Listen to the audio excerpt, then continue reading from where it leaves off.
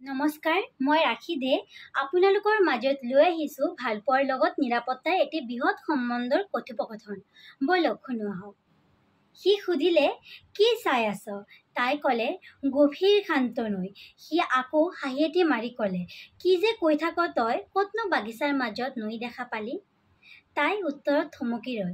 সি আকৌ প্ৰশ্ন কৰিবলৈ লোৱাতে তাই ঘপককৈ তাক জড়িয়াই ধৰি আৱেগৰ চকুলোৰে যেন তাই স্পষ্টকৈ ফুটাই তুলিছে যে অৱশেষত তাই নিৰাপত্তাৰ আভাস লাভ কৰিছে। অলপ সময়ৰ অন্তত তাই সাধাৰণ অৱস্থালৈ পুনৰ ঘূৰি আহিল। এইবাৰ তাই নিজে ক'বলৈ ধৰিলে যে মই তোৰ চকুৰ মাজত যেন গভীৰ সমুদ্ৰৰ দৰে এটি শান্ত নিৰাপত্তাৰ আভাস দেখা পাওঁ। তাত যেন কেৱল ময়েই আছোঁ, সেয়া সন্দেহ নাই মোৰ। সি ইমান বিশ্বাস নে মোৰ ওপৰত? তাই বহুত। কিন্তু কিয় সেয়া প্ৰশ্ন নকৰিবি, হয়তো মই প্ৰকাশ কৰিব নোৱাৰিম। সিৰ চকুত এটি প্ৰসন্ন ভাৱ, সন্তুষ্টিময় জীৱনৰ এটি আস্থা চিত্ৰ ভাহি উঠিছে। তাই স্তব্ধ হৈ গলি যে কথাষাৰ শুনি। কিয়?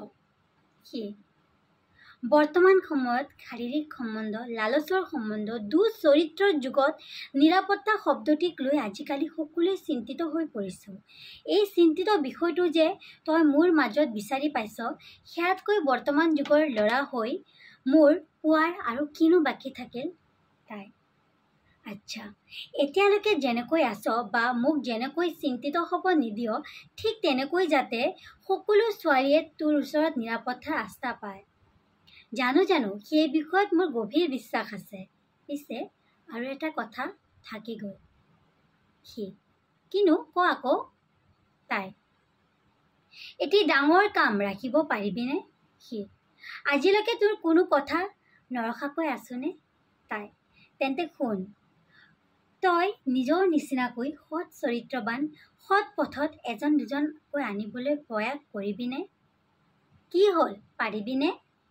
সি নিশ্চয়কৈ চেষ্টা কৰিম। তেতিয়াহে নিৰাপত্তা শব্দটিক লৈ হাহাকাৰ নাইকিয়া হ'ব আৰু প্ৰকৃত ভালপোৱাৰ আভাস ল'ব।